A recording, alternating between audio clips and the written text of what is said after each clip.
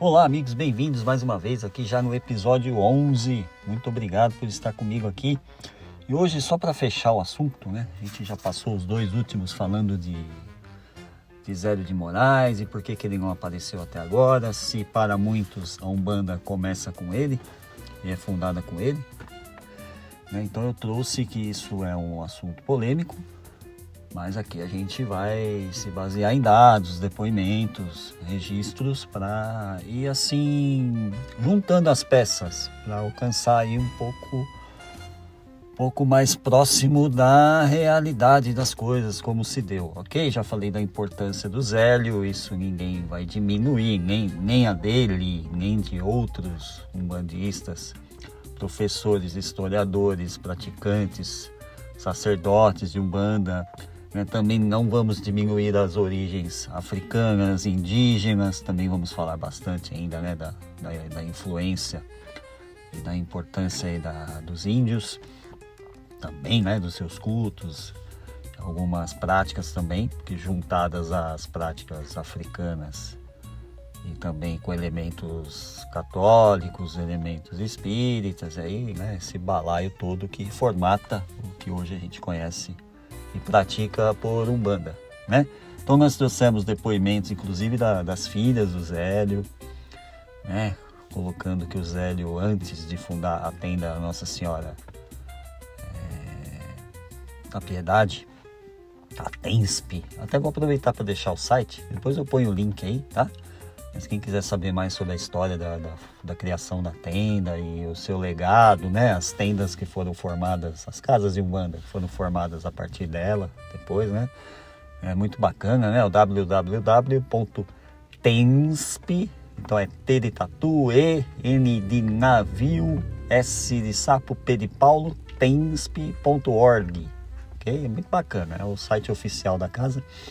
Então elas explicam que antes de fundar essa casa em 1908, o Zélio já passava por problemas, não sabiam se era psiquiátrico, se era físico, se era mental, psicológico, né? E acabaram recorrendo à ajuda espiritual, inclusive de uma senhora benzedeira, uma rezadeira, que recebia o que depois elas foram, né, mais para o futuro, elas foram identificar como uma manifestação da Umbanda. Assim, décadas depois, né, elas puderam identificar o que aconteceu ali, por quem o pai delas foi atendido por um preto velho, dessa senhora. Então elas já identificaram que ali já existia a Umbanda, né?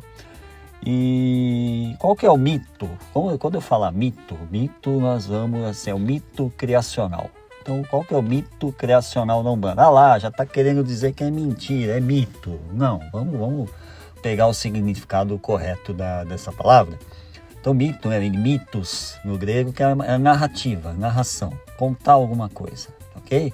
Com elementos sensíveis, com emoção, né? Então assim, é sempre uma narrativa rica, cheia de detalhes e tudo mais, como é a narrativa lá em 1908, quando o Zélio recebe o caboclo das Sete Encruzilhadas, ele então com 17 anos, um rapazinho, sem base, sem conhecimento de espiritual mais avançado, né, sem sequer saber ou conhecer a sua mediunidade, e esse caboclo baixa teoricamente na Federação Espírita do Rio de Janeiro. Por que eu falo teoricamente? Porque foi lá em Niterói e já tem pesquisadores que tentam achar essa federação lá em 1908 e dizem que não existem registros sequer da existência de uma federação já constituída, Federação Espírita do Rio, né, ou mesmo daquela cidade de Niterói.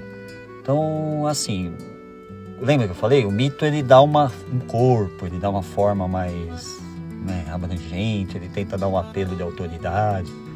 Então, narram os fatos como fossem acontecidos na Federação Espírita. Mas, assim, a própria existência dessa federação em 1908 já não é confirmada, não é também encontrado documentos, atas das reuniões, né? A gente sabe que os centros espíritas, as casas sempre praticaram isso, né? Ter ata das reuniões, escrever o que ocorreu naquela sessão, lista de presentes. Então isso não é encontrado.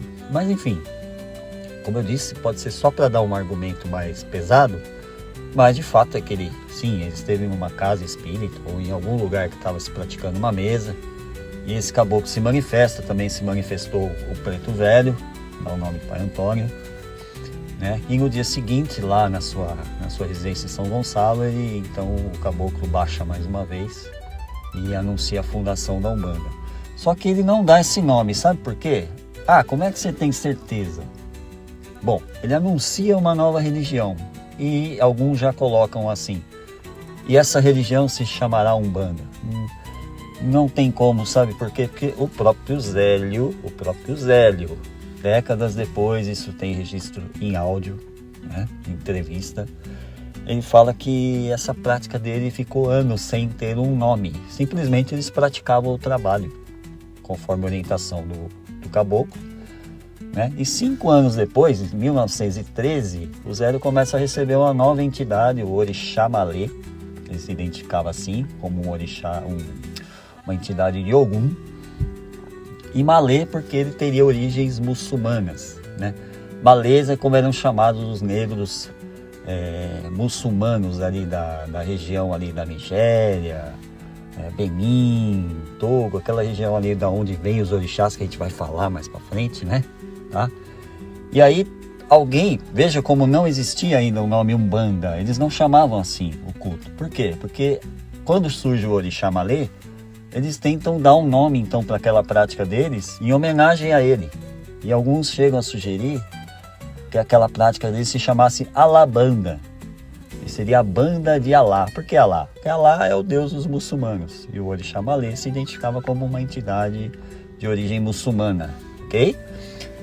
Então vamos chamar de Alabanda, a banda de Alá, em homenagem ao Orixá Malê, Alabanda. Alguns acharam o nome bom, outros não. Eu sei que o nome acabou não pegou. Tá? E o próprio Zélio diz que passaram-se anos, se não décadas, deles tocando o trabalho, mas sem rotular, sem dar esse nome, Umbanda, não chamava assim ainda, tá bom?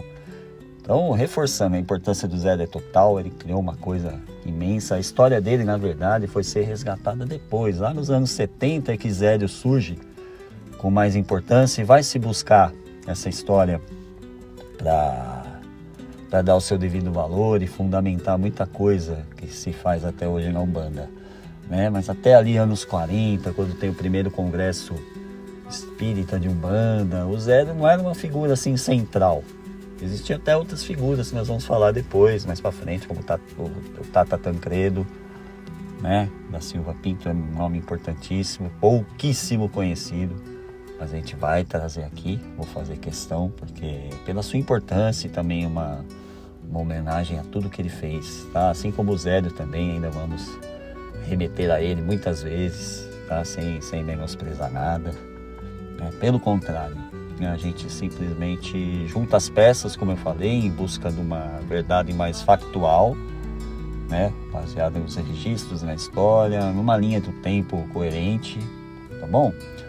Então acho que por enquanto a gente encerra esse esclarecimento, esse ponto aí quanto ao Zélio, para a gente poder continuar aqui indo para trás de volta, indo lá para a santidade, que era a religiosidade dos indígenas, que vai ter muita importância depois para a Umbanda, também para o Catimbó, Jurema, né? E continuar falando da religiosidade africana também, não só dos Bantus, como estamos por enquanto ali, né? E também vamos começar a explicar mais detalhadamente essa religiosidade deles e a influência para a Umbanda futura. Também depois vamos subir, vamos lá para a região Iorubá, para Nigéria, né? Nigéria, Togo, Benin, da onde vem ali os orixás, né? Os Voduns também, né? Enfim, são 3 grandes blocos aí, né? Os Bantus, os Iorubás e os Jejes, que inclusive formam os candomblés em nação, que a gente fala assim, né? E esses 3 aí sempre com algum elemento e alguma importância, mais ou menos, né? Ou maior ou menor para a Umbanda, tá bom? Olha eu aqui chegando, já tô chegando nos 10 minutos, hein? Me perdoe, mas o nome vai continuar do programa. Umbanda em 7 minutos, você entendeu? É mais ou menos. Às vezes o assunto estica e não dá para cortar a linha, tá bom? Muito obrigado por ficar aqui comigo hoje por 10 minutos, né? E até o próximo episódio. Grande abraço.